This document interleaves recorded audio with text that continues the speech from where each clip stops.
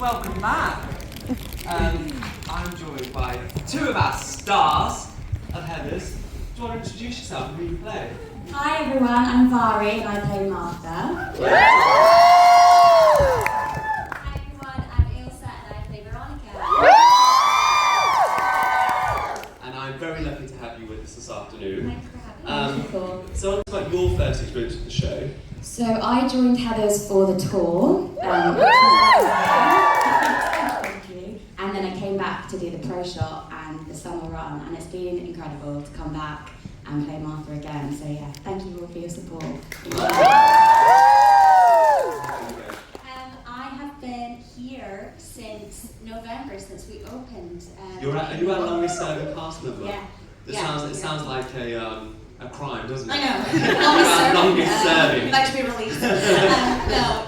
So I've been here from the start, the reopening of this, and I've worked with so many amazing cast members. I've been so lucky to work opposite so many amazing people. So yeah, it's been beautiful. It has. And so for both of you, what's the biggest takeaway from this experience for you? Genuinely, all of your support here. It's been so amazing to get all the different messages on Instagram and to hear how much the show means to all of you. And genuinely, it inspires me every night to perform it and just to know like how much it means to you all. It's lovely, so lovely. Yeah, I absolutely agree. Absolutely agree. It's amazing to see how much the show means to everyone. And you know, like a personal one for me, this is like my biggest dream. This role, my biggest dream. So fulfilling that and being able to actually live it, not being a momentary thing. Being able to like live in it, sit in it, do so many things. You know, I've been so lucky. We've done the pro shop. I've been here for ages, worked with so many people, and met so many of you guys. And I just love as well, we've known each other a long time. I don't want to keep talking about my age, for those of you that were here earlier, but it must have been about 10 years ago that we met at GSA, and it's so thrilling and wonderful that you are having your moment and that you've had this last year and been one of the most inspiring, brilliant Veronicas we could have ever hoped for. And Sunday's going to be sad. Yeah, Sunday's going to be really sad. Yeah. But we have to release you into the world to go and do other things. You can't be Veronica forever. Can't be a 30-year-old Veronica. Why not? What are you looking forward to most, apart from having your evenings back? Lying down. Lying down, lie. Yeah, I don't know. I think actually just kind of, because this show has been so much of my life for such a long time, I think it is just kind of reassessing and looking towards so many different opportunities. I think because this show has given me so much, like I said before, it has been my dream. This role gives me everything I've ever wanted to do. So it kind of, I'm looking forward to sitting down and going, okay, what do I want to do next? What do you want to do? Come back and be Veronica. Yes. No, I don't know. I want to do some telly, and I want to do some plays, and I think I kind of don't want to be on stage as much. Yeah, it's a lot. Yeah, it's a lot. Not that I never want to do that again. I just think for the next step, it is a lot to do consistently for such a long time. Be on stage for about 2.5 hours, and I think like when you get to a certain point, it just goes, okay, the next one I'd quite like to do a bit less. And I think very few people realise this until you do it, but particularly the female roles in this show are huge. Yeah. They're gigantic. We're talking alphabet territory, and I mean, you know, trying to find an actress that can do the Friday, the double Saturday, it's hard. It's hard. It's when we do the 3 and 24 hours over the weekend, that is that is really hard. But again, it's like one of those things. I don't know if you get this. We get to the Saturday and almost it's like, okay, here we go. Because in the week, it's like we've got one show every night. It's coming, and then we get to the weekend and we're like, okay, I can do this now. But it is hard waking up on a Sunday morning. Producer would do that. It makes sense. How do you prepare for that? I don't think there's any way that you can.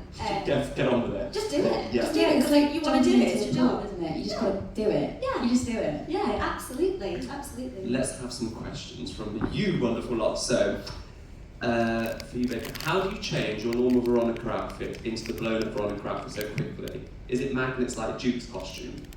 Yes. So I have a dresser in this wing here. So I run off when the bomb goes off. I undo my button. I take my headband off, put it on her head, take my jacket off, and then she just puts my jacket on, magnets it up, and I walk out. And have some water? No. You don't? No, I don't have time. Because you're worried about going to the loo? Well, You don't have time there's to- that. I don't have time to do that. But, no, I just don't have time because the next line's always said by the time I get my jacket on. So. We've had, I won't share which actress it was, but we've had new scenarios with one of our Veronicas before. I'm not going to say who it was, no names. But yeah, next question. What have been some key moments that you remember from the time playing this iconic role? Key moments. Good gosh, there's so many. Well, I would say like when I opened, that was massive, and I feel like that's like when I came out from my bow, I couldn't even see because I was crying so much. But that was huge. That must be such an insane. I remember being sat there, Yeah. being such an insane feeling. Are you ready for that? No, absolutely not. And, well, kind of in a way because I feel like not waited, but I'd been like putting in work for so many years and waiting for that moment. So when it came, it was just like the most overwhelming thing that I'd ever experienced. I think actually recently, on Saturday, my mum brought my gran to see it, so we've basically been saying she couldn't come because my gran doesn't even like swearing, so The trigger you don't want warnings to watch on me this show. So yeah, I was like, you're not gonna like it, but she decided she wanted to come, and it's the first time in my life she told me she was proud of me. Oh, no, stop. So Honestly. that was a big moment for me. No, it gets you. It absolutely gets you, and it's so interesting talking about family because you've got me now. Yeah. You're like, that's the one person that my mom is the one person that you care about that turns around to you at the end and says, I'm proud of you, and it just gets you. I'm doing another show completely different to Heather's called My Son's a Queer with Rob Madge. Rob's not in Heather's, we can't talk about Rob today, though Rob would have loved that. But the show is all about parenting and about being brought up in a very beautiful house and having parents that support your dream. And so when they finally come and they are proud of you, it just gets you. Yeah. It gets you.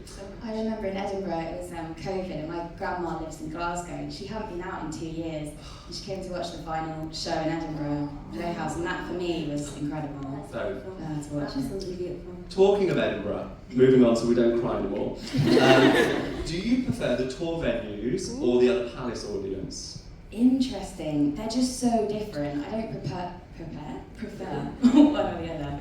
How are they different? So here I can see all of you, like most. So of be the time. careful what you're doing. They can see. And that's amazing though, because I can gauge the atmosphere from that. I think because I can just see kind of all of the reactions, which is incredible to watch. But on tour we were in these huge venues. The show just felt different because it was bigger. Like Welsh Millennium Centre is like a stadium. Yeah. So like Really? when Veronica came out in the reveal, it felt like a rock concert. What was your favourite venue on tour? I Yeah, loved offended. Edinburgh Really? Playhouse because my family is Scottish, so yeah, it was lovely for them to It was come. wild. I came up for that week. Yeah, I I remember. remember. It's so Yeah. interesting seeing how it can play here in Yeah. our 300-seat theatre. And then isn't it like nearly It was 3,000? 3,000, yeah. I It's the remember biggest we one of the UK. sold that out and it was just full, it was amazing. Wow. Yeah. And what's the future for you? Where do you go next? future for me? I love singing, so I would love to do some music stuff, I think, as Really? well. Moving forwards, but we'll see. Maybe we should have a little show in our studio. Oh, in terms of your cabaret. own- yeah, in terms of your own writing. Yeah, Really? yeah.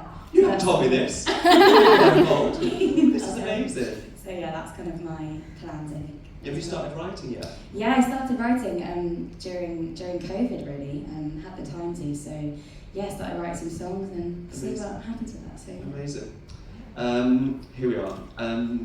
Do you relate to Veronica in any way? Yes. How? I feel like I was quite similar to Veronica at school. I didn't really feel like I fit in anywhere. I think that's quite a symptom of lots of teenagers, because you're kind of discovering who you are. And I don't know if it's the same with lots of people here or whatever, but when I went to secondary school, I was definitely not ready to go to secondary school. I was still a kid. And lots of the people that I was with at secondary school were ready to be adults, and I didn't really know how I fit with them. And so it took me a long time. I remember this like burning desire to want to be like them, but I didn't know why. I didn't know what it was that I didn't know what that need was. I just wanted to kind of be like them and kind of just disappear in a way. So I definitely relate to that side of her. And how easily led she is, how soft-hearted she is. I think there's a lot about her that I relate to, and I relate to her humanity as well, in a big way. Just going on from that, obviously before you, we've had lots of wonderful actresses play this role. How do you both kind of honour those actresses that have played it, and also bring your own vitality to it? And one of my favourite things is coming and just seeing, and I'm sure you have, seeing the various different performers have a completely different take on it, and how that energy affects the show, how it changes it completely. Yeah. How do you take such an iconic role and make it yours? Well, I think firstly it's a lot to do with Andy. He is massive, because what he does when you're cast is basically tell you that he trusts you implicitly, which is something that you don't always get from a director. So there's that. And the other beautiful thing about the show is that you are not expected to emulate anything anyone else has ever done, which is very, very different to lots of commercial musical theatre. You know, successful shows, there is an element of you need to kind of mould to what has been done before, because that's what makes it successful. And actually, just thinking about all of our Veronicas are wildly different. So different, so different. And so I think it's a combination of both of those things that empowered me to be able to do that. I mean, like you say, I've looked up to pretty much every single other Veronica that there is. Had you seen them before you? So I'd seen Carrie, and I'd seen... No, had I seen Christina? Well, I mean, Christina was 2 years ago in my school, so I'd seen Christina and David and loads of stuff. I mean, I'd definitely seen the show before. You know, you see clips and stuff like that. Did you imagine yourself playing that role? When you did? Yeah, as soon as I heard it, I imagined myself. So you manifested it? Yeah, kind of. I love it. I guess I did, yeah. But it was always like one of those, I could do that. And I'm always very...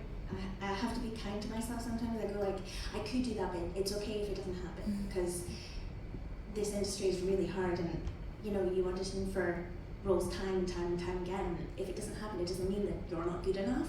I always say this to myself, there's only ever a reason why someone gets a job, and there's never a reason why you don't get it. I like that. And so that for me, I always wanted to do it. And I always believed I could, but I knew that there would never be a reason if I didn't get it that it was anything to do with me. Yeah, I love that outlook, and I think there's probably a lot of aspiring performers in here. Like we had a session a few weeks ago where we spoke, it was for Mousetrap, wasn't it? If you could give one nugget of advice to a young performer that's in here thinking about going into the theatre industry, what would it be for both of you? I think it's everyone is on their own path with it. I have so many friends who are now, doing really well in this industry, who've gone through so many different routes. You don't need to go to drama school. You don't need to get an agent like straight away, or like I have loads of friends who are self-represented, and you've just got to stick to your own path where you love it and realise that like your time will come. I think. Yeah. There's no set formula through. I don't think. Yeah, I totally agree. I would say as well, make sure that I was talking to someone at Stage Door yesterday who was asking me about this, and I definitely think, I always think about this mental sort of suit of armour that you've got to build for yourself. On paper, I'm definitely not the type of person that should be in this industry. I'm really soft. I'm so soft. So I've had to learn to be able to cope with it. And you just build this kind of emotional, suit of armour around yourself and protect yourself. As long as you want to continue doing it, then continue doing it. But we spoke about as well, if you want to do it, you need to be proactive in doing it, and you need to be working out who is putting on shows, who's involved, you know, getting in touch with casting directors, trying to, you know, make connections yourself, because you can't just rely on, say, an agent getting a job or all of those things, you know. Be as proactive as possible. And some of those, to your point, that every journey is different, some of those seeds are sown 10 years ago. Exactly. At GSA, you know, Yeah. and they won't come to fruition for 10 years, and sometimes that's how long it takes. Yeah. And just talking generally about the show, I spoke earlier about, it was in the studio, and it's had various different journeys to get to this point now. One was via the workshop, then we had to wait a year to find the right producing partners, and then it's the availability of the cast at that time, and the world has to be on its right axis, you know, and everything has to align. Got very spiritual in here, didn't we? Let's change the tone. Barry, for you, do you ever worry that you'll fall off the stage with a scooter at the end of the show? Yes. Do you actually? Yeah, it's so much better here because we don't have an orchestra pit. Because on tour we have the pit, so Have you ever nearly gone? Yeah, and also the glasses I wear in the show are my real glasses, as in they're my prescription. But like by So the there's end, no excuses, but really. by the end of the show they get so blurred and like all the lights, I can't actually really see. How did you learn yourself, teach yourself to drive? Well, I think Andy's a bit, I can't drive a car. Little secret fact, I always crash right there. Is this trouble here when you have to go out? It's a real That's struggle. if you could see this angle that I can, that's a really tight gap there. All of our backstage crew are always prepared for me. Do they have a torch or something? Yeah, they have a torch, so the blackout goes and I have to scoot round and look out for it because you'll always hear a little thud. That's why they play the music really loud. Or if you could play any other role in the show, who would it be and why? Ooh, I want to play JD. Never say never. I own a trench coat and I just love it. I love Creature Brain. I love the songs, like the intensity. It's such an interesting character to do with the morality at the end. Yeah, I want to play JD. Yeah, I'm glad. How about you? I think I like to play Martha. Cheers. I can see a bit of the Heather Mack in you as well. Yeah, no, I would love to. Actually, to be honest, all the actually go on, please. Have we had anyone that's come back as a different role yet? Ben has, I guess. Yes. Ben's done. Yeah. And Preppy on the tour, and then Geek here. Yeah. And Well, we like what's the word? the progression. Progression. Yeah, I love that, and seeing people go from an understudy to playing the role. And Ben's turned into the most brilliant JD we could ever hope for. In your Last Dead Girl Walking, will you do your... We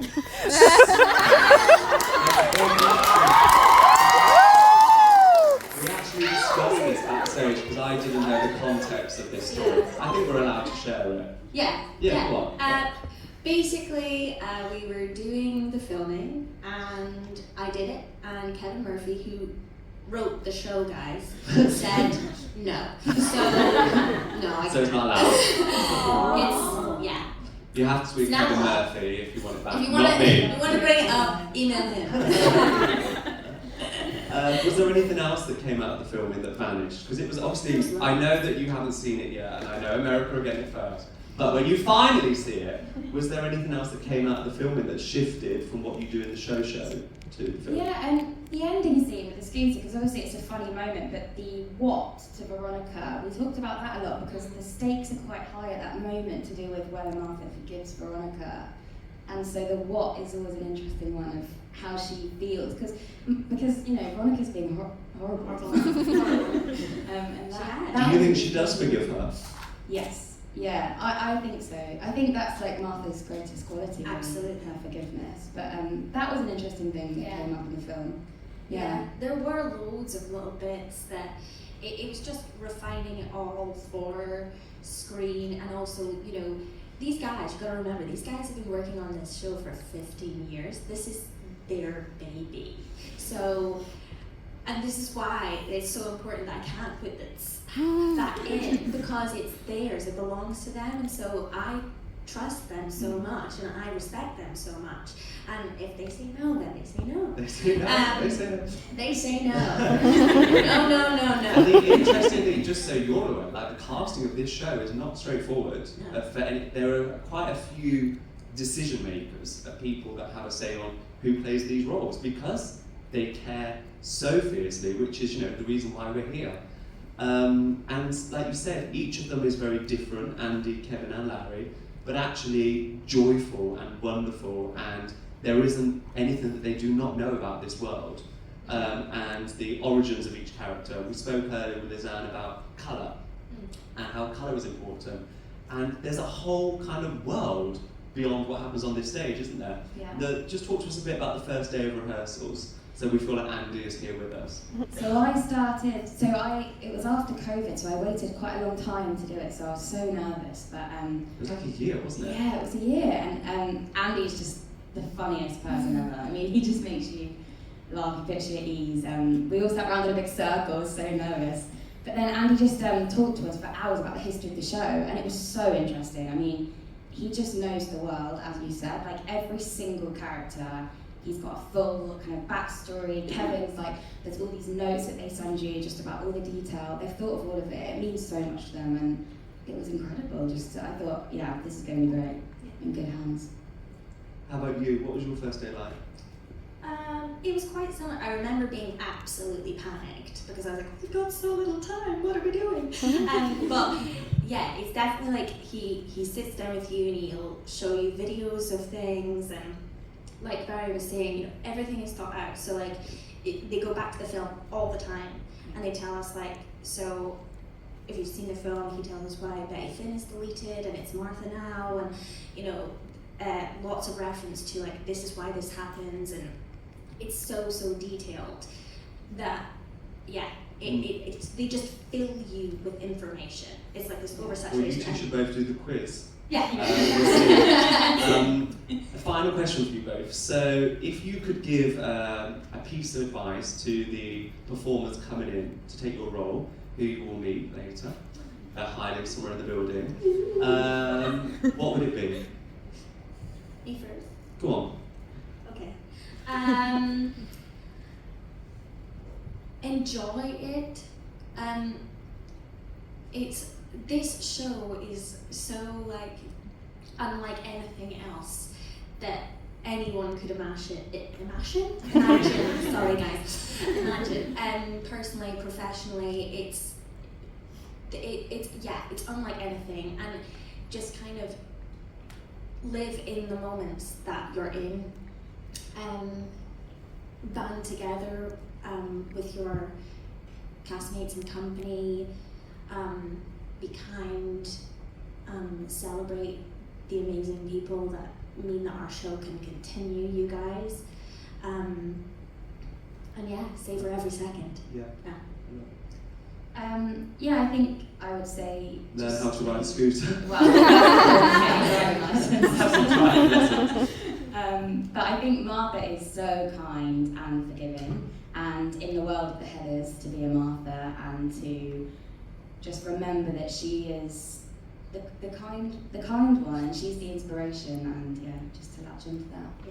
Well, listen, Sunday is going to be a very, very sad day for this building. You have both been, I know it's emotional, isn't it? You have both been truly Heathers in the spirit of this show. We're so lucky to have you. Thank you. I know that I speak on behalf of everybody here. You've been here a year. You've been here now. How long have you been? Do you know how many shows you've done? 250, maybe. You must be similar, right? Yeah, I think when I finished out in 273, I think. Wow. So I've seen those high. Listen, we are so grateful for you. Thank you. Thank you. I am going to be your biggest support going forward, and I can't wait to see what you both do, because you're going to take over the world. Please put your hands together.